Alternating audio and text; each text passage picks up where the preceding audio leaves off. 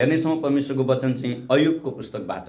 यहाँहरूलाई म अयुबको पुस्तक, परमेश्वरको वचन अयुबको पुस्तकमा लैजान चाहन्छु। अनि जोसँग बाइबल छ तपाईँहरूले मसँगै पढ्नुहोला। तपाईँसँग भएको बाइबल र मसँग भएको बाइबलको शब्द अलिक फरक छ, तर भन्न खोजेको कुरा चाहिँ एउटै हो, सेम हो। त्यस कारणले म एउटा बाइबलको खण्ड अयुब 42 अध्यायको 2 मा यसरी लेखिएको छ, म पढ्नेछु। र परमप्रभु जान्नुहुन्छ, तपाईले सब कुराहरू गर्न सक्नुहुन्छ। तपाईले आफ्नो योजनाहरू बनाउनुहुन्छ अनि कसैले पनि त्यस योजनालाई परिवर्तन गर्न वा रोक्न सक्दैन। आमेन। जोसँग बाइबल छ पढ्नुहोस् त, तपाईहरुकोमा के लेखिएको छ? तपाई सबै कुरा गर्न सक्नुहुन्छ भनी म जान्दछु, तपाईका कुनै योजना परिवर्तन गर्न सकिदैन। है, तपाईहरुसँग चाहिँ यसरी लेखेको छ। तपाईहरुसँग भएको बाइबल छ, बाइबलमा चाहिँ के लेखेको रहेछ? तपाई सबै कुरा गर्न सक्नुहुन्छ भन्ने म जान्दछु, तर तपाईको कुनै पनि योजनाहरू चाहिँ कसैले पनि विफल बनाउन सक्दैन। त्यो चाहिँ मानिसदेखि चाहिँ एकदमै असम्भव छ उहाँले बनाउनु भएको जुन योजना चाहिँ। किन हामी पाउँदछौँ भने परमेश्वर चाहिँ समयदेखि, दिनदेखि, रातदेखि चाहिँ उहाँ बाहिर हुनुहुन्छ। तपाईँ र मेरो लागि चाहिँ समय महत्त्वपूर्ण हुन्छ। तपाईँ र मेरो लागि समय चाहिँ एकदमै इम्पोर्टेन्ट हुन्छ। तपाईँ र मलाई समयले पर्खिँदैन।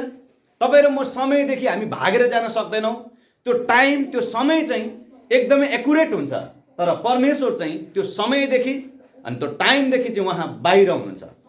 उहाँलाई समय चाहिँदैन, उहाँलाई टाइम चाहिँदैन, उहाँलाई केही चाहिँदैन, किनभने उहाँ चाहिँ आदि र अन्त्य हुनुहुन्छ। हालेलुया। उहाँलाई जन्माउने मान्छे छैन। जसरी संसारमा जति पनि ईश्वरहरू आए, संसारमा जति पनि भगवानहरू आए, जति पनि महापुरुषहरू आए, उनीहरूलाई जन्माउनको लागि एउटा स्त्रीको, एउटा पुरुषको आवश्यकता पर्यो। तर येशू ख्रीष्ट जब यो संसारमा आउँदाखेरि चाहिँ उहाँलाई पुरुष र स्त्रीको आवश्यक पर्यो, तर शारीरिक सम्बन्धको आवश्यक परेन। किनभने उहाँ चाहिँ पुरुष र स्त्रीको शारीरिक सम्बन्धदेखि बाहिर जन्मनु भएको कारणखेरि उहाँ टाइमको अन्तर्गत हुनुहुन्न। आमेन। त्यस कारणखेरि उहाँले जुन योजना बनाउनु भएको छ, जुन योजना उहाँले तपाईँ र मेरो जीवनमा राख्नु भएको छ, त्यो योजना तपाईँ र हामी कहिले पनि विफल गर्न सक्दैनौँ।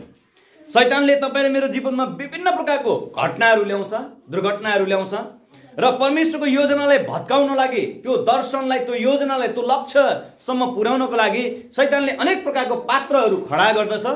तर पनि परमेश्वरले कहिले पनि आफ्नो योजना जुन व्यक्तिसँग राख्नु भएको छ, त्यो व्यक्तिबाट चाहिँ कहिले पनि हटेर जाँदैन। किनभने उहाँले जुन योजना, जुन लक्ष्य, जुन टार्गेट तपाईँ र मेरो जीवनमा राख्नु भएको छ, उहाँले सदैव गरेरै छोड्नुहुन्छ। किनभने उहाँमा कुनै कुरा असम्भव छैन। है, येशू ख्रीष्टले भन्नुभएको छ, पितामा कुनै कुरा असम्भव छैन। मानिसमा असम्भव भएको कुरा चाहिँ परमेश्वरले चाहिँ के गर्नुहुन्छ? सम्भव गर्नुहुन्छ। तपाईँ र मैले बनाएको योजना भत्किन सक्छ। तपाईँ र मैले बनाएको लक्ष्यहरू, टार्गेटहरू, गोलहरूसम्म हामी नपुग्न सक्छौँ, तर परमेश्वरले बनाउनु भएको योजना चाहिँ कहिले पनि भत्किँदैन। परमेश्वरले उत्पत्तिको पुस्तकमा एउटा योजना बनाउनु भयो। अस्ति पनि मैले तपाईँलाई भने, यो संसारमा मानिसले पाप गर्यो, पापमा फस्यो, व्यभिचारमा फस्यो, फल खायो, अनि त्यो पापको कारणदारी संसारमा रक्तपात मच्यो, दाजु र भाइको बीचमा लडाई झगडा भयो, अनि व्यभिचार बढ्यो, दुष्टाचार, सबै कुराहरू बढेपछि चाहिँ परमेश्वरले एउटा लक्ष्य बनाउनु भयो, योजना बनाउनु भयो। अब मानिसहरू पनि अशुद्ध छन्, पशुहरू पनि अशुद्ध छन्, सबै कुरा अशुद्ध छन्। त्यस कारणले अब मानिसलाई बचाउनको लागि, मानिसलाई पूर्ण रूपमा धर्मी बनाउनको लागि चाहिँ अब एउटा यस्तो व्यक्तिको आवश्यक छ। त्यो व्यक्ति चाहिँ को हो त भन्दा स्वयं परमेश्वर नै हुनुहुन्छ। र उहाँ स्वयं परमेश्वर नै, बाइबलमा योनाले भन्छ, परमेश्वर आदिमा वचन हुनुहुन्थ्यो र वचनै के हुनुभयो त? देहधारी हुनुभयो। र उहाँ तपाईँ र मेरो माझमा बास बस्न आउनुभयो। के भएर? शरीर भएर। उहाँ उत्पत्तिको पुस्तकमा के हुनुहुन्थ्यो? आत्मामा हुनुहुन्थ्यो। जब उहाँले मानिसको रूप धारण गर्नको लागि चाहिँ, मानिसलाई बचाउनको लागि, मानिसलाई पूर्ण रूपमा धर्मी बनाएर आफ्नो राज्यमा ल्याउनको लागि चाहिँ फेरि परमेश्वरले के गर्नुभयो? मानिसको रूप लिनुभयो। र मानिसको रूप लिनको लागि चाहिँ उहाँलाई चाहिँ स्त्री र पुरुषको कुनै पनि सम्बन्धको आवश्यक परेन। उहाँ चाहिँ पवित्र आत्माको शक्ति र पवित्र आत्माको सामर्थ्यले र स्वयं परमेश्वर चाहिँ कन्या मरियमद्वारा चाहिँ जन्म लिनुभयो। उहाँको योजना थियो, उहाँको टार्गेट थियो, उहाँको लक्ष्य थियो कि मानिस जातिलाई अब पूर्ण रूपमा परमेश्वरको राज्यमा ल्याउनुपर्छ र हाम्रो अनन्त जीवनमा ल्याउनुपर्छ। मैले दिएको आत्मालाई मैले पूर्ण रूपमा नरकमा पठाउनु हुँदैन। त्यसकारण मैले जुन आत्मा यिनीहरूलाई दिएको छु र जुन मेरो आत्मा छ यिनीहरूमा, त्यो आत्मालाई चाहिँ म पूर्ण मेरो राज्यमा फर्काएर ल्याउनको लागि चाहिँ के गर्ने त भन्दाखेरि एउटा शुद्ध व्यक्तिको बलिको आवश्यक थियो। त्यो चाहिँ हुनुहुन्थ्यो येशू ख्रीष्ट। र उहाँले चाहिँ आजभन्दा 2020 वर्ष अगाडि कलवरीको क्रुसमा आफ्नो जीवन बलिदान दिएर, आफ्नो प्राणलाई बलिदान दिएर तपाईँ र मलाई चाहिँ पूर्ण रूपमा पिताको घरमा, पिताको राज्यमा ल्याउनु भएको छ। अनि यूहन्ना 1:12ले भन्दछ, जतिले उहाँलाई ग्रहण गरे ती सबै उहाँको के हुने अधिकार पाए? छोराछोरी र सन्तान हुने अधिकार पाए। यो चाहिँ थियो परमेश्वरको योजना, जसले तपाईँ र मलाई चाहिँ बचाउनको लागि, शैतानको हातबाट फुस्काउनको लागि, शैतानको त्यो सबै प्रकारको जन्जालबाट निकाल्नको लागि चाहिँ यो एउटा लक्ष्य थियो, यो योजना थियो, पूर्व योजना थियो कि येशू ख्रीष्ट यो संसारमा आएर तपाईँलाई मलाई बचाउनु पर्थ्यो। त्यसकारण अयुबको जीवनमा जुन घटना घटेको छ, जुन दुर्घटना घटेको छ, जुन परिस्थिति र जुन अवस्था आएको छ, त्यो विषयमा म आज तपाईँहरूसँग स्पष्ट रूपमा बोल्न चाहन्छु। र यहाँनिर अयुबको जीवनलाई हेर्ने हो भने अयुब सरसरी हेर्दा र पढ्दाखेरि चाहिँ अयुबले एकदम निर्दोष जीवन बिताएको छ। अयुबको जीवनलाई हेर्ने हो भने उसबाट कुनै पाप देखिएको छैन। यहाँनिर उसले दिनौँ मेरा छोराछोरीले कुनै पाप गरे कि, मेरा छोराछोरीले कुनै गल्ती गरे कि, मेरा छोराछोरीले कुनै अपराध पो गरे कि, परमेश्वरको नजरमा कुनै नराम्रो काम गरे कि भन्ने उसमा चिन्ता थियो। त्यो चिन्ताले, त्यो शङ्काले गर्दा मात्रै ऊ परीक्षामा परेको। नत्र भने उनले कुनै त्यस्तो ठुलो पाप, परमेश्वरको विरुद्धमा उनले पाप गरेका छैनन्। तर उनको दुईटा कुरा थियो, एउटा चिन्ता थियो, एउटा डर थियो। र चिन्ता र डरको जब मानिसको जीवनमा आउँछ त्यहाँ शङ्का सुरु हुन्छ, अनि शङ्काले चाहिँ मानिसको जीवनमा परीक्षा ल्याउँदछ। र यो अयुबको जीवनमा यस्तो एउटा परीक्षा आयो। ऊ धनवान थियो, ऊ धनाढ्य थियो, ऊ असल व्यक्ति थियो, राम्रो व्यक्ति थियो, ऊ देशमै भएको सम्मान्य व्यक्ति थियो। सबैले उसलाई मान्दथे, सबैले उसलाई आदर गर्दथे, उस प्रतिको श्रद्धा सबै ठिक थियो। अनि मालिक र नोकरको सम्बन्ध, छोराछोरी र बाउको सम्बन्ध, श्रीमान श्रीमतीको सबै सम्बन्ध चाहिँ ठिक थियो।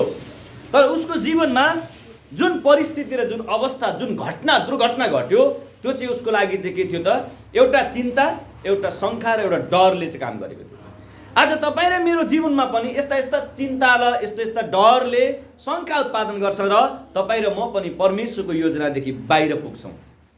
अनि जब अयुबको जीवनमा यो घटना घट्यो, अयुबको विश्वासलाई जाँच्नको लागि, अयुबको जुन विश्वास थियो त्यो विश्वासलाई जाँच्नको लागि स्वर्गमा एक दिन मिटिङ भयो, बैठक भयो। अनि परमेश्वर र स्वर्गदूतहरू त्यहाँ बसेर चाहिँ गफ गरिरहेका थिए, बैठक गरिरहेका थिए, मिटिङ गरिरहेको थियो। अचानक शैतान त्यहाँ पुग्यो र शैतानले पनि आफ्नो रिपोर्ट दियो। उसले भन्यो, प्रभुले सोध्नुभयो, त के गर्दै थिइस्, कहाँ थिइस्, के गर्दैछस्? उसले भन्यो, म सबैलाई हेर्दै र बुझ्दै जान्दै पृथ्वीभरि घुम्दै डुलफिर गर्दै आएको। अनि उहाँले भन्नुभयो, तैँले मेरो दास अयुबलाई सम्झिस्? तब उसले भन्यो, सम्झिनै सक्दिनँ म। मेरो दिमाग, मेरो मन, मेरो मस्तिष्कमा भए तापनि उसलाई म टच गर्न सक्दिनँ, उसलाई म छुन सक्दिनँ। किनभने उसको जीवनमा, उसको परिवारको जीवनमा, उसको धन सम्पत्तिमा, उसको सबै कुरामा चाहिँ तपाईँको प्रशस्त अनुग्रह छ। आमेन। रोमीको पुस्तकले भन्दछ, मानिसहरू चाहिँ परमेश्वरको प्रशस्त अनुग्रहको कारणले चाहिँ के हुन्छ? बाँच्नलाई सफल हुन्छ भन्छ। अनि अयुब चाहिँ परमेश्वरको प्रशस्त अनुग्रहले बाँधिएको थियो, प्रशस्त अनुग्रहले घेरिएको थियो। त्यस्तो बेलामा चाहिँ शैतानले अयुबलाई छुन सक्दैन। अनि जुन घरमा, जुन परिवारमा, जुन मिनिस्ट्रीमा, जुन सेवकाईमा, जुन समूहमा चाहिँ परमेश्वरको अनुग्रह छ, त्यसलाई चाहिँ शैतानले छुन सक्दैन। तर शैतानले टच गर्नको लागि, शैतानले छुनको लागि, शैतान त्यो भित्र प्रवेश गर्नको लागि, त्यहाँ बिथोल्नको लागि, त्यहाँ खलबली मचाउनको लागि, त्यहाँ डरलाग्दो परिस्थिति सिर्जना गर्नको लागि, त्यहाँ अनेक प्रकारको दुर्घटना घटाउनको लागि चाहिँ शैतान तपाईँ र मेरो बिचमा छिर्नु खोज्छ। शैतान तपाईँ र मेरो बारलाई नागेर भत्काएर आउनु खोज्छ। तर पनि परमेश्वरको अनुमति बिना त्यसले केही गर्न सक्दैन। यदि तपाईँ र मैले जब कुनै पनि काम गर्छौँ, कुनै पनि शङ्का गर्छौँ, डर र चिन्ता मनमा पाल्छौँ भने चाहिँ अनि शैतानले चाहिँ त्यो बार तोडेर तपाईँ र मेरो अनुग्रहको जीवनमा, तपाईँ र मेरो खुसियाली जीवनमा, तपाईँ र मेरो आनन्दको जीवनमा, तपाईँ र मेरो सन्तुष्टिको जीवनमा चाहिँ त्यसले जीवनमा यस्तो दुर्घटना निम्ताइदिन्छ अनि त्यहाँ आँसु, आँखाभरि आँसु अनि जीवनभरि पीडा र दर्द र कष्ट र दुःखले मानिसलाई के गर्न थाल्छ? सताउन थाल्छ। त्यसकारणखेरि अयुबले यो सबै कुरा निर्दोष जीवन बिताए तापनि उसलाई लागेको थिएन कि म पाप गर्दैछु भन्ने कुरा, मेरो जीवनमा पाप छ भने मैले त गरिन कतै मेरो छोराछोरीले पो गरेको छ कि भन्ने उसमा एक प्रकारको शङ्का भएकाले उसको जीवनमा चाहिँ एउटा आत्मिक द्वन्द्व सुरु भएको छ। याद गर्नुहोस्, जब तपाईँ र म निर्दोष जीवन बिताउँछौँ, जब तपाईँ र म ख्रिस्टमा अगाडि बढ्न चाहन्छौँ, जब तपाईँ र म आत्मामा बलियो बन्न चाहन्छौँ, जब तपाईँ र म सेवकाईमा बलियो बन्न चाहन्छौँ, जब तपाईँ र मेरो सम्बन्धमा बलियो बन्न चाहन्छौँ, जब तपाईँ र म हरेक कुराले अगाडि बढ्न चाहन्छौँ, तब शैतान र परमेश्वरको बिचमा आत्मिक दुनियाँमा, आत्मिक संसारमा एउटा यस्तो द्वन्द्व सुरु हुन्छ। तपाईँ र म त्यो योजनामा पर्न सक्छौँ, त्यो लक्ष्यमा पर्न सक्छौँ। हामीलाई थाहा हुँदैन, हामीले गरेको राम्रो हुन्छ, हामीले सोचेको राम्रो हुन्छ, हामीले भनेको राम्रो हुन्छ, हामीले जिउँदै आएको कुरा राम्रो हुन्छ, तर हामी ख्रिस्टमा अगाडि बढ्दै जाँदाखेरि, ख्रिस्टमा हामी बढ्ने क्रममा अगाडि बढ्दाखेरि चाहिँ आत्मिक दुनियाँमा, संसारिक दुनियाँ होइन आत्मिक दुनियाँमा यस्तो एउटा खलबली मचिन्छ। त्यो खलबली मचिएपछि चाहिँ तपाईँ र मलाई भत्काउनको लागि, तपाईँ र मलाई ध्वस्त बनाउनको लागि चाहिँ शैतानले एउटा योजना बनाउँछ अनि त्यो योजना त्यतिखेर मात्र त्यसले पुरा गर्न सक्छ जतिखेर परमेश्वरले अनुमति दिनुहुन्छ। आज धेरै मानिसहरूको जीवनमा, धेरै परमेश्वरको दासहरूको जीवनमा चाहिँ ठुलो ठुलो दुर्घटनाहरू घटेको छ। बिल्ली ग्रामको जीवनमा हेर्छौँ, रिनहार्ड बङ्केको जीवनमा हेर्छौँ, बेन हिनको जीवनमा हेर्छौँ, प्रभुको ठुला डेभिड एङ्गिचोको जीवनमा हेर्छौँ। हरेक व्यक्तिको जीवनमा केही न केही घटना दुर्घटना घटेको छ र उनीहरूको परिस्थितिहरू बिग्रेको छ अनि उनीहरूको हरेक कुराहरू चाहिँ मानिसले सोचे भन्दा फरक भएको छ। कारण किन भन्दाखेरि उनीहरू चाहिँ परमेश्वरको योजनामा उहाँहरू पर्नु भएको थियो। त्यो योजनामा पर्नु भएको कारणखेरि उनीहरूको जीवनमा त्यो दुर्घटना घटेको छ प्रियहरू। अनि अयुब पनि परमेश्वरको योजनामा परेको थियो। अयुबद्वारा चाहिँ आज तपाईँ र मलाई शिक्षा हो प्रियहरू। अयुबको पुस्तक आज जुन लेखिएको छ, अयुबको वचन जुन तपाईँ र म पढ्दछौँ, यो चाहिँ तपाईँ र मेरो लागि शिक्षा हो प्रियहरू। अयुबले गरेको चिन्ता र अयुबले गरेको डर र अयुबसँग भएको एउटा अविश्वास र शङ्काको कारणले जसरी उसको जीवनमा दुर्घटना घट्यो, त्यसरी नै तपाईँ र मेरो जीवनमा पनि दुर्घटना घट्न सक्छ। तर वचनले भन्दछ परमेश्वरको योजनामा परेका मानिसहरू चाहिँ कहिले पनि नष्ट हुँदैनन्। यहाँ यसरी लेखिएको छ, हे परम प्रभु तपाईँ भय योग्य हुनुहुन्छ र तपाईँका योजनामा परेका तपाईँका धर्मीजनहरूलाई केही समय दुःख त होला, तर तिनीहरू एक दिन घाम जस्तै उदाउने छन्। आमेन। परमेश्वरको योजनामा परेका धर्मीजनहरू लड्न सक्छन्। दाउदले भन्दछ परमेश्वरका जनहरू सातैचोटि लड्छन् तर फेरि उनीहरू उड्छन्, किनभने उनीहरूसँग चाहिँ प्रार्थना गर्ने शक्ति हुन्छ। यो संसारमा प्रार्थनाको दुनियाँ यति शक्तिशाली छ, त्यो प्रार्थनाले चाहिँ तपाईँ र मेरो जीवनमा चाहिँ ठुलो ठुलो भूकम्पहरू ल्याउन सक्छ, ठुलो ठुलो भुइँचालोहरू ल्याउन सक्छ। जसरी पावल जेलमा बस्दाखेरि जुन प्रार्थना गर्दाखेरि भूकम्प गयो, पत्रुस जेलमा बस्दा प्रार्थना गर्दा भूकम्प गयो।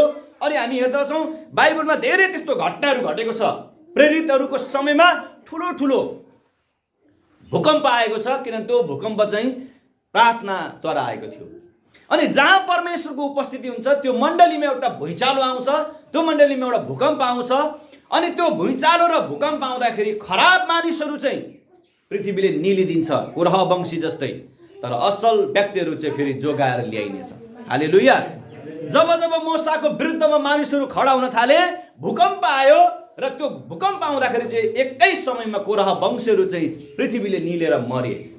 किनभने परमेश्वरले चाहिँ मोसासँग चाहिँ एउटा योजना राख्नु भएको थियो कि मोसाले चाहिँ यी हिब्रूहरूलाई चाहिँ यो देश दासत्वको देशबाट छुटाएर चाहिँ यसले चाहिँ परमेश्वरको राज्यको देशमा कनान देशमा दुध र मह बग्ने देशमा लानुपर्छ भन्ने कुरो योजना थियो, टार्गेट थियो। त्यो लक्ष्यलाई पुरा गर्नको लागि शैतानले धेरै ठुलो चलखेल गर्यो, धेरै ठुलो त्यहाँ दुर्घटनाहरू घटायो, तर पनि मोसा डगमगाउन सकेन, किनभने परमेश्वरको साथ मोसासँग थियो। प्रियहरू, हामी मानिसहरू भएको कारणले कहिलेकाहीँ हामी डगमगिन्छौँ, हामी मानिसहरू भएको कारणले कहिलेकाहीँ हामी बहकिन्छौँ, हामीले परमेश्वरसँग तोडेको करार कहिलेकाहीँ तोड्छौँ।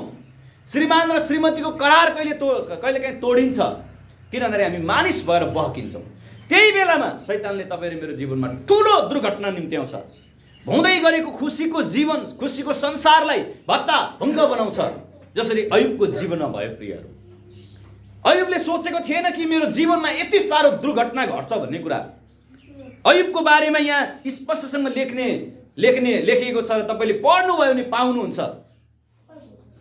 अनि अचानक अयुबको जीवनमा यस्तो घटना घट्यो। बाहिर भेडा बाख्राहरू चराइरहेका मानिसहरू आए। ला, भेडा बाख्रा त सबै शत्रुले खोसेर लगिदिए, अलिकति बाँचेको पनि पशुले खाइदियो। अनि त्यो कुरा सुन्दै उसले आफ्नो त्यो दुःखको कुरा सुन्नु, आफ्नो भएका ऊँट, भेडा, बाख्रा, गाई, गोरु सबै के भयो, शत्रुले लगिदियो, पशुले आक्रमण गरिदियो। उसले त्यो कुरा सुन्न साथ ऊ आफूलाई दुखित फिल गर्दै थियो। यो के हुँदैछ?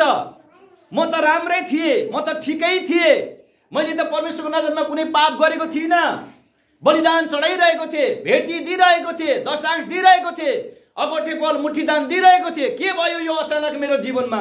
किन हुँदैछ भन्ने कुरो प्रश्न उसले आफूलाई गर्दा गर्दै अर्को एउटा समाचार आयो। फेरि के भन्यो? तपाईँका छोरा बुहारीहरू बसेर खाँदै हुनुहुन्थ्यो, अचानक छत झरेर छोरा बुहारी नाति नातिना सबै मरे। प्रियहरू, दोस्रो कुरा, जब त्यो परिस्थिति र त्यो अवस्थामा उसले भन्दै थियो, प्रभु मैले त बलिदान चढाइरहेको थिएँ, प्रभु मैले त तपाईँलाई खुसी पारिरहेको थिएँ, प्रभु म प्रार्थनाको जीवन बिताइरहेको थिएँ, किन मेरो पशु, मेरो पंक्षी, मेरो सबै कुराहरू खोसियो, किन भएका कुराहरू शत्रुले लगे, किन पशुले खाए भनेर परमेश्वरलाई प्रश्न गर्दा गर्दै दोस्रो घटना के घट्यो? तपाईँका छोरा बुहारीहरू बसेर खाँदै थिए, अचानक छत झरेर सबैजना मरे। कस्तो हुन्छ होला सोच्नुहोस्। अयुबको जीवनमा भएको त्यो पीडा, आफूसँग भएको धन सम्पत्ति सिद्धियो, पशु पंक्षी सिद्धियो, अनि आफूसँग भएका छोरा बुहारीहरू र पनि अब के भए? मरे। प्रियहरू, यो दोस्रो कुरा। तेस्रो कुरा, उसको जीवनमा तेस्रो कुरा आयो। छोराछोरी पनि सकियो, सम्पत्ति पनि सकियो। अब तेस्रो कुरा, उसलाई आफैलाई उसको जीवनमा प्रहार आयो। उसको शरीरभरि एउटा चिकन पक्स भन्ने एउटा रोग हुन्छ। त्यो चाहिँ ठेउला जस्तो हुन्छ, तर यति चिलाउँछ, त्यो चाहिँ पाक्न थालेपछि त्यो चाहिँ पिप आउँछ, अनि पिप गनाएर गन्दगी जीवन बिताएको छ। पहिलो उसको सम्पत्ति सिद्धियो, दोस्रो उसको सन्तान सिद्धियो, तेस्रो अब उसको शरीरलाई प्रहार हुँदैछ।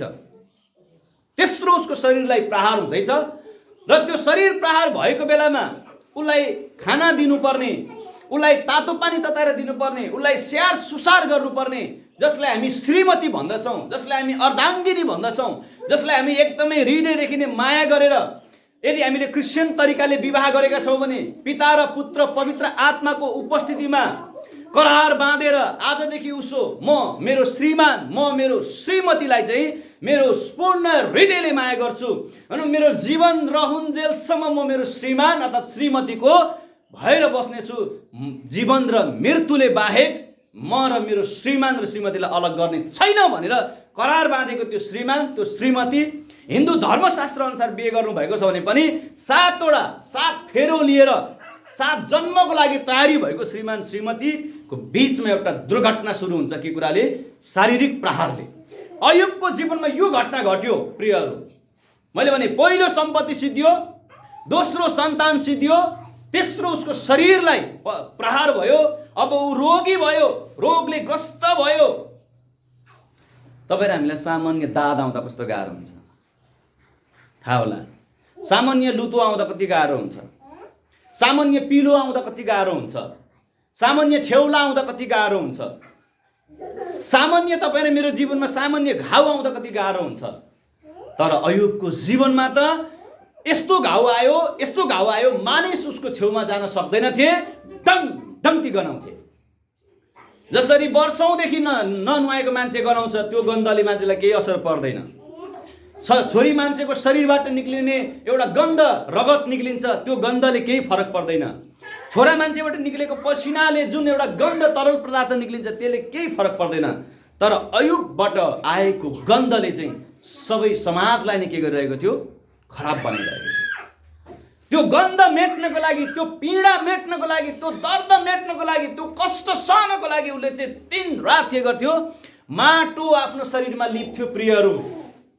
माटो शरीरभरि लिपेर त्यस पछाडि त्यो माटो जब फुस्रो हुन्छ, माटो जब के अरे सुक्छ, अन्त सुकेपछि पाप्रै पाप्रा हुन्छ, त्यस पछाडि उसले खबटो लिएर के गर्थ्यो? कनाउने गर्दथ्यो। के गर्थ्यो? कनाउने गर्दथ्यो। कहिलेकाहीँ तपाईँ र मेरो जिन्दगीमा पनि प्रियहरू यस्तो प्रकारको घाउ खटिएर आउँछ, त्यसले कनाउँदा कनाउँदा हाम्रो घाउ बन्छ प्रियहरू। यस्तो घाउ बनाउने काम, यस्तो घाउ बनाउने शङ्का, यस्तो घाउ बनाउने जिन्दगी तपाईँ र मैले जिउनभन्दा अगाडि पश्चाताप गर्न जरुरी छ प्रियहरू।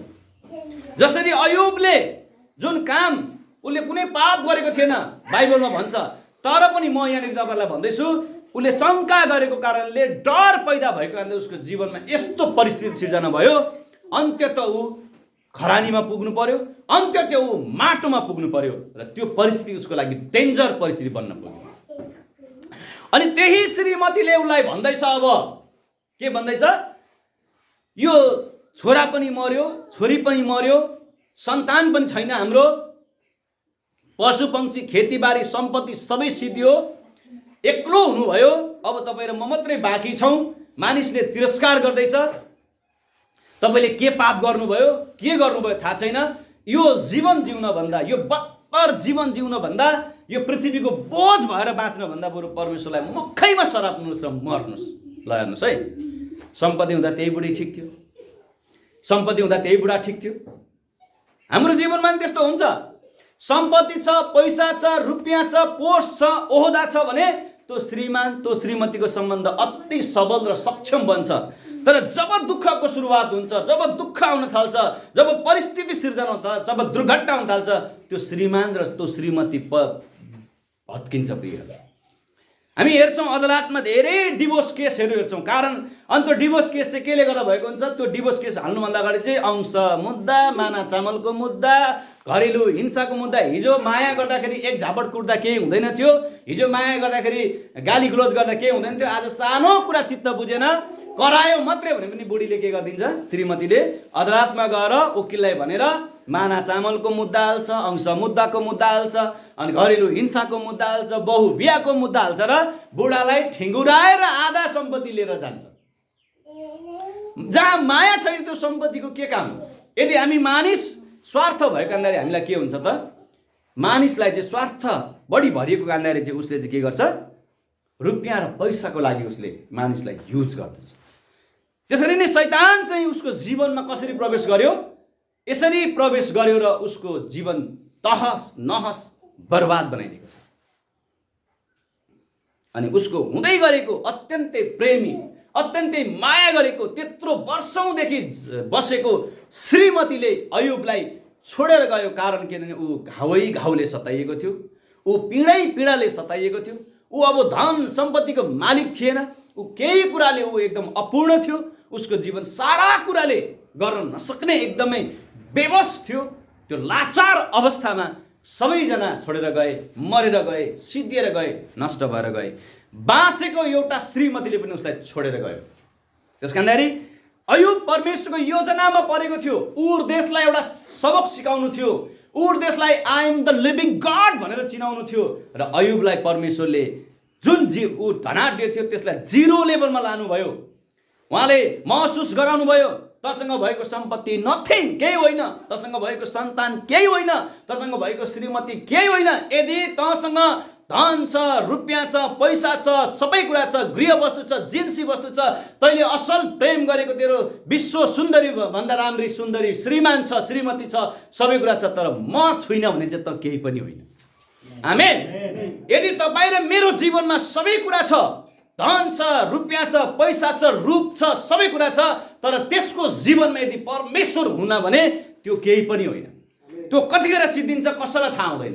त्यसकारण न हामीले घमण्ड गर्न आवश्यक छैन, हामीले अहङ्कार पाल्न जरुरी छैन। किनभने अयुबद्वारा तपाईँ र मलाई यो कुरा भन्दै हुनुहुन्छ कि अयुब जस्तो धनाढ्य व्यक्ति, अयुब जस्तो निर्दोष व्यक्ति, अयुब जस्तो असल व्यक्ति, अयुब जस्तो सम्मान्य व्यक्तिलाई त मैले त्यो उर देशलाई सिकाउनको लागि, अयुबको जीवनमा म बिना केही होइन भनेर बनाउनको लागि मैले गरेँ भने तिमीहरू केही पनि होइन। तिमीहरू पनि त्यही अयुब जस्तै माटोले बनिएको हो। तिमीहरू पनि अयुब जस्तै तिमीहरू आएका हो। अयुब जस्तै तिमीहरू पनि श्रीमान र श्रीमतीको सम्बन्धले जन्मिएको मानिसहरू हो तिमीहरू। यसकारण जसरी अयुबलाई मैले सिकाएँ, अयुबलाई मैले बुझाएँ, अयुबलाई मैले महसुस गराएँ, तिमीहरूलाई पनि गराउन म चाहन्छु, म सक्छु, किनभने तिमीहरू सबै मेरो योजनामा परेका छौ। अनि यस कारणले गर्दाखेरि अयुबले त्यो बेलामा आफूलाई धिक्कार गर्यो। प्रियहरू, आफू कपाल खुइल्यायो, माटो शरीरमा लगायो र उसले आफूलाई धिक्कार गर्न थाल्यो। तपाईँ र म सोच्नु, सानो कुरो अहिले यो मेरो औँठी लगाइरहेको छु, यो बाटोमा झऱ्यो भने त्यो खोज्न म कति मान्छे लगाउँछु, कति टाइम लगाउँछु, भेटिन भने गनगन गर्छु। मानिसको स्वभाव हो।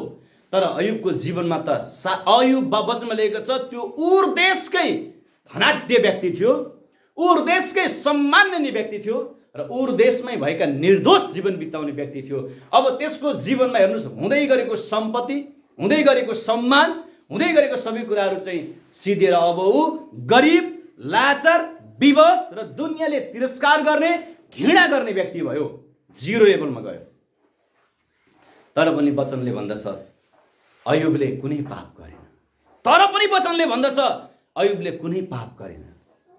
अनि पापका परिकारहरू छन्। जसरी तपाईँ र म खानाको परिकारहरू छ। चिकन बिरयानी खानुहोस्, मटन बिरयानी खानुहोस्, बटा बिरयानी खानुहोस्, होइन, काउ बिरयानी खानुहोस्, के बिरयानी हुन्छ खानुहोस्। तपाईँहरू फुडमा अनेक हुन्छ। जसरी त्यो परिकार छ, त्यसरी पापको परिकार छ। प्रिय, संसारमा सबै पापहरू क्षमा गरिन्छ, तर पवित्र आत्माको विरुद्धमा गरिएको पाप क्षमा हुँदैन। उसले सबै कुरा गर्यो, तर पवित्र आत्माको विरुद्धमा गरेन। यसकारण अब यो दुनियाँको यो युगको मान्छेले चाहिँ बाइबलमा भनेको छ त्यतिखेर परमेश्वर स्वर्गमा बस्नुहुन्थ्यो, सिंहासनमा बस्नुहुन्थ्यो, मानिस कहाँ उहाँको बास थिएन। तर अब उहाँले के भन्नुभयो, अब म मानिसहरू कहाँ बस्नेछु। आमेन। तिनीहरूको शरीर मेरो के हुनेछ, मन्दिर हुनेछ। जसले यो मन्दिरलाई नष्ट गर्छ, म त्यसलाई नष्ट गर्नेछु। यदि तपाईँले यो परमेश्वरले बनाउनु भएको शरीरलाई तपाईँले नष्ट गर्नुभयो, अशुद्ध बनाउनु भयो भने तपाईँ र मेरो जीवनमा भोगाई सुरु हुन थाल्छ, दुखाइ सुरु हुन थाल्छ, दर्द हुन थाल्छ, पीडा सुरु हुन थाल्छ। अनि हामीलाई सहन कठिन हुन्छ। र त्यो कठिन परिस्थितिमा यदि हामी नडगमगिकन बस्ने हो भने फेरि हामी 0 लेभलबाट 100 लेभलमा पुग्छौँ। अयुबको जीवनमा यो परिस्थिति भयो। प्रियहरू, साथीहरू आए, तर बाइबलमा फेरि यसरी लेखेको छ, यहाँनिर लास्टमा यसरी लेखेको छ, अयुबले आफ्ना मित्रहरूका लागि प्रार्थना गरे र अयुबको प्रार्थना परमप्रभुले सुन्नुभयो र अयुब फेरि पहिला जस्तै के भए, र पहिला भन्दा के भए, अझ राम्रो, अझ धनी, अझ समृद्धि। र लेखेको छ उनका छोरीहरू चाहिँ संसारकै सबैभन्दा राम्री छोरीहरू। हालेलुया, हालेलुया। उसले यो सबै कुराहरू भोग्यो, यो सबै दुःख कष्ट सह्यो। तर उसले बाइबलमा लेखेको छ अन्त्यतः उसले के गर्यो, आफूले गरेको कुरा महसुस गर्यो। ओहो, मैले त शङ्का गर्नु, मैले त डर राख्नु। बाइबलले लेखेको छ डरको आत्मा चाहिँ भूत आत्माबाट आउँछ, शङ्काको आत्मा चाहिँ भूत आत्माबाट आउँछ। पत्रुसले शङ्का गर्यो, पानीमा हिँड्दै थियो, शङ्का गर्यो, डुब्यो। बाइबलमा शङ्काको उदाहरण धेरै दिएको छ। त्यसकारणखेरि अयुबले जब हृदयले के गर्न थाल्यो, आफ्नो लागि पश्चाताप गर्यो र मित्रहरूको लागि प्रार्थना गर्यो। आमेन। बाइबलमा लेखेको छ दानिएलको पुस्तकमा, जसले मानिसहरूलाई धार्मिकताको राज्यमा डोराउँछ त्यो चाहिँ आकाशको तारा भएर जिउनेछ। के भएर?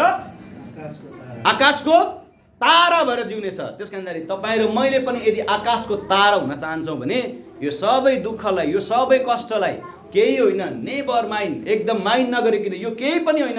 हामी संसारमा छौँ, शरीरमा छौँ, हामीलाई दुःख हुन्छ, कष्ट हुन्छ, पीडा हुन्छ, रोग हुन्छ, व्यथा हुन्छ। तर पनि एक दिन परमेश्वरमा त्यो भरोसा राख्यौँ भने उहाँले तपाईँ र मेरो जीवनमा ठुलो आशिष, उन्नति, प्रगति, समृद्धि ल्याउनुहुन्छ र उहाँको योजनामा परेको हुनाले गर्दा हामी कहिले पनि मर्नु पर्दैन, हामी कहिले पनि त्यो दुःखमा पर्नु पर्दैन।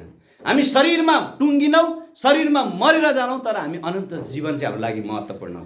हामीले पाप गरेपछि, गल्ती गरेपछि र परमेश्वरको योजनालाई भत्काउनु खोजेपछि तपाईँ र मेरो जीवनमा अप्सन आउँछ। जसरी दाउदले परमेश्वरको विरुद्धमा पाप गर्यो, उसले अनि परमेश्वरले नातान अगमवक्तालाई पठाउनु भयो र उहाँले भन्नुभयो, तपाईँले परमेश्वरको विरुद्धमा पाप गर्नुभएको छ, नगर्ने काम गर्नुभएको छ, अब राजा के गर्ने? म त परमेश्वरको तर्फबाट आएको, मैले त तपाईँलाई भन्नै पर्छ। परमेश्वरले तपाईँको लागि 3टा अप्सन ल्याइदिनु भएको छ, कुन तपाईँ मान्न तयार हुनुहुन्छ? अनि त्यहाँनिर अप्सनको सवालमा आउँछ, त्यहाँनिर 3 वर्षसम्म गद्दी छोड्ने, 3 महिनासम्म शत्रुको हातबाट भाग्ने, अनि 3 दिनसम्म मान्छे मार्ने। उसले के सोच्यो? 3 वर्षसम्म मैले गद्दी छोडेर भागेर हिँडेँ भने त राज्य नष्ट हुन्छ, शत्रु ल्याएर सबै बर्बाद बनाउँछ। 3 महिनासम्म शत्रुको हातमा खेलिनु भने कुन बेला भालाले हानेर म मर्ने मलाई थाहा छैन। हामी शत्रुको अगाडि हिँड्न सक्छौँ, शत्रुको अगाडि गर्न हिँड्नु कति गाह्रो हुन्छ। अनि उसले 3 वर्ष गद्दी छोड्न पनि उसले राजी भएन, 3 महिना शत्रुको हातमा पर्न पनि ऊ राजी भएन। तर उसले के भन्यो? 3 दिन। उसले सोचेको, हामी मानिस हो, सामान्य सोच्छौँ, एकछिन त हो नि, के हो र, खाइदिउँ न, गरिदिउँ न, एकछिन त हो नि, जिन्दगी बाँचुन्जेल त हो नि, भोलि मरिहालिन्छ, भोलि यस्तो भइहाल्छ। तर बाँचुन्जेलसम्म लाउँ, खाउँ, हिँडौँ भन्ने हाम्रोमा सामान्य सोच हुन्छ नि, होइन? त्यसरी नै दाउदले के सोच्यो? 3 दिन त हो, 3 दिन त हो, के हुन्छ, म 3 दिन सहन्छु। प्रचण्डले जनयुद्ध सुरु गर्दा 10 वर्ष जनयुद्ध सशस्त्र गर्दाखेरि उसले के सोच्यो? सामान्य त मर्छ, के भयो, तर एक दिन त राज्य सत्ता कब्जा गरेर गणतन्त्र आउँछ नि त। तर उसले त्यसो भन्दा भन्दै 17,000 मान्छे मारे, 17,000 मान्छे मर्यो, धेरै मान्छे विधवा भए, धेरै मान्छेहरू टुडा भए। त्यसरी नै दाउदले के सोच्यो? 3 दिन त हो, ठिक छ, म सहन्छु, के हुन्छ। तर याद गर्नुहोस्, 3 दिन होइन, वचनमा लेखेको छ, जब उसले अप्सनलाई स्वीकार गर्यो, प्रभु अब यो 3 दिन चाहिँ म चाहिँ चुप लागि बस्छु, मान्छे कति मर्छन् हेर्छु, मान्छेको मृत्यु हेर्छु, 3 दिनमा के चाहिँ हुन्छ र म हेर्छु, थोरै त हुन्छ भनेर उसले हेर्यो। राज्यको कौशीबाट, उसको दरबारबाट हेर्दाखेरि त 3 दिन होइन प्रियहरू, 3 देखि 5 मिनट भित्रमा 72,000 मान्छे मर्यो। कति अरे? 72,000 मान्छे मर्यो। अब यो 72,000 मान्छेको लास गनाउन थाल्यो, तलवारले मारिन थाले, त्यहाँ रुडी आयो, त्यहाँ गन्दगी आयो, त्यहाँ महामारी आयो। अब त्यो 72,000 जनाको लास मरेर सड्दा कुइन्दा कस्तो अवस्था हुन्छ, कहाँ लगेर गाड्ने? अहिले कोरोना भाइरसले, तपाईँहरूलाई याद छ, हामीले त प्रत्यक्ष देखेका छौँ नि, कोरोना भाइरस भएको मान्छेलाई कसरी गाडिन्छ, सद्गत गरिन्छ? जेसीबीले उठाएर लगेर मलमा, के अरे, मल लगाए जस्तो लगाइदिन्छ। एउटा कुकुर बिराललाई सम्मान भएको छ अहिले, तर मान्छेलाई लगेर के गरेको छ? खाल्डोमा लगेर पुरिदिएको छ। न बाउ, न आमा, न सद्गत, न श्राद्ध, न क्रिया, न पुत्री, केही पनि छैन। उसले छुन पाउँदैन, उसले माया दया देखाउनु पाउँदैन। त्यस्तो परिस्थिति र अवस्था त्यो समयमा भयो र आज परमेश्वरले भन्नुभयो, म त्यही परमेश्वर हो है। अप्सन दिँदाखेरि अहिले कोरोना भाइरसको अप्सन आयो, 19ले जुन काम गर्यो त्यो 20 आयो हो, कोरोना भाइरस 20 आयो। अब 20ले त्योभन्दा अझै 70% द्रुत गतिले काम गर्दैछ। हेर्नुहोस् मान्छेको जीवन कसरी नष्ट हुन्छ। अब उसले त्यो देख्दाखेरि उसले के भन्नु? रोक्नुहोस्, रोक्नुहोस्, रोक्नुहोस्। बरु म 3 वर्ष राज्य छोडेको भए हुने थियो, 3 महिना शत्रुको हातमा परेको भए हुने थियो। तर यो त 3 दिनै नबित्दाखेरि चाहिँ 70-72,000 मान्छे मर्छन् भने त अब त्यो गुना गर्दा, त्यो मल्टिप्लाई गर्दाखेरि त मान्छे त सबै ध्वस्त हुने भए, सबै नष्ट हुने भए। त्यस कारणले दाउदले के भन्यो? रोक्नुहोस्, मैले पो पाप गरेको त, मैले पो तपाईँको विरुद्धमा गरेको त। यी निर्दोष मेरा जनताहरूले, मेरा प्रजाहरूले, मेरा भेडाहरूले के गरेका थिए प्रभु? तर रोकिएन प्रिय। उहाँले तपाईँ र मलाई जुन अप्सन दिनुभएको छ, त्यो अप्सन हामीले जब चुज गर्छौँ, हामी त्यो अप्सनभित्र पर्छौँ प्रियहरू। म त्यो अप्सनभित्र परेको छु प्रियहरू। त्यो अप्सनभित्र म परेर म धेरै रोएको छु, पीडा भएको छ, मलाई दर्द भएको छ। हिजो एकजना प्रभुको दास अचानक आउनुभयो। उहाँसँग मेरो पहिलो भेट हो। उहाँको वचन म सुन्थेँ, मजाले वचन सुन्थेँ। उहाँ एकदमै वचनमा प्रभावशाली व्यक्ति हुनुहुन्छ। तपाईँले दानियल छेत्री भनेर तपाईँले युट्युबमा हेर्न सक्नुहुन्छ। यति प्रभावशाली वचन छ उहाँको। तपाईँको मेरो जीवनमा जुन चाहिने वचन उहाँद्वारा प्रभु बोल्नुहुन्छ। उहाँले मलाई व्हाट्सएपमा लेख्नुभयो कि पास्टर बा, म इटरी भएर जाँदा दमकमा आइपुग्दा मैले हजुरलाई सम्झेँ, हजुरसँग समय छ भने भेट्न सक्छु भन्नुभयो उहाँले। मलाई एकदम सरप्राइज भयो त्यो कुरा। मैले तुरन्त उहाँलाई रिप्लाई गरेँ। अनि हिजो उहाँ आउनुभयो। उहाँले भन्नुभयो 5 मिनट मात्रै भेटेर जान्छु हजुरलाई भन्नुभयो, तर 5 घन्टा बसेर जानुभयो। 5 घन्टा बसेर जानुभयो। उहाँले पटक भन्नुभयो, म हतपत अरूको म्यासेज उठाउन सक्दिनँ, म अरूको रिप्लाई गर्न सक्दिनँ, तर किन म चाहिँ नेपाल छिरेर दमकमा आइपुग्दाखेरि तपाईँलाई भेटु भन्ने लाग्यो। किनभने तपाईँ चाहिँ यो युगको एउटा असल परमेश्वरको दासको रूपमा चाहिँ परमेश्वरले चलाउँदै हुनुहुन्छ। यो मैले मेरो वर्णन गरेको होइन, रोशन पनि त्यही बेलामा ठ्याक्कै आइपुगेको थियो। मैले बोलाएको होइन। उसले पनि अब उसको नि मनमा भयो कि बुवाले त ढाँटी गर्दो रहेछ, तर म आफै पनि सरप्राइज भएको, मलाई पनि थाहा थिएन। झट्टै आउनुभयो उहाँले भन्दै हुँदा तपाईँ चाहिँ एउटा यो देशको लागि परमेश्वरले चुन्नुभएको व्यक्ति हुनाले गर्दाखेरि तपाईँसँग चाहिँ ठोक्किने हामीलाई मन भयो। अनि मलाई एकजना मेरो मित्र हुनुहुन्छ पास्टर तीर्थ राई, हामी मेजर कमिटीमा छौँ। उहाँले यिनीहरू भन्नुभएको, राजेश सर हामी केही होइन, you are the visionary man, तपाईँ एउटा दर्शनधारी व्यक्ति हुनुहुन्छ, तपाईँ चाहिँ चुम्बक जस्तो हुनुपर्छ, म्याग्नेट जस्तो हुनुपर्छ, तपाईँमा चाहिँ मान्छे ठक्काएर ठोक्किनुपर्छ। अनि म आज विचार गर्छु, योसेफको बेलामा जब मैले प्रार्थना गर्दाखेरि उहाँले भन्नुभयो, ती दिनमा मानिसहरू जसरी तेरा योसेफ कहाँ दाजुभाइहरू आउँदथे त्यसरी नै त्यो दिनमा तँ कहाँ म ल्याउनेछु। मैले चेतबहादुर खरेल, उहाँ आदरणीय हुन्छ, मैले उहाँलाई बोलाएको होइन, उहाँ आफै आउनुभएको। सम्बन्ध राम्रो थियो, रिलेसन राम्रो थियो, उहाँ आफै ठोकिनु भयो। जति पनि प्रभुका दासहरू चाहिँ मसँग यसरी ठोकिँदै हुनुहुन्छ कि यो दर्शनले ठोकाउँदैछ प्रिय। त्यसकारण एउटा लक्ष्यमा परेको मान्छे, एउटा योजनामा परेको मान्छेलाई चाहिँ अयुबको त केही होइन प्रिय। अयुबको भन्दा डरलाग्दो, डेन्जर, खतरा परिस्थिति आउन सक्छ, तर हामी डगमगिनु हुँदैन प्रिय। हामी डगमग्यौँ भने अनि हामी सिद्धियौँ। परिस्थिति र अवस्था मान्छेको जीवनमा नहुने होइन, हुन्छ। तर यहाँ यसरी पनि लेखेको छ, अब हे मानिसका सन्तानहरू हो, आफूलाई के गर, विचार गर तिमी कहाँ छौ।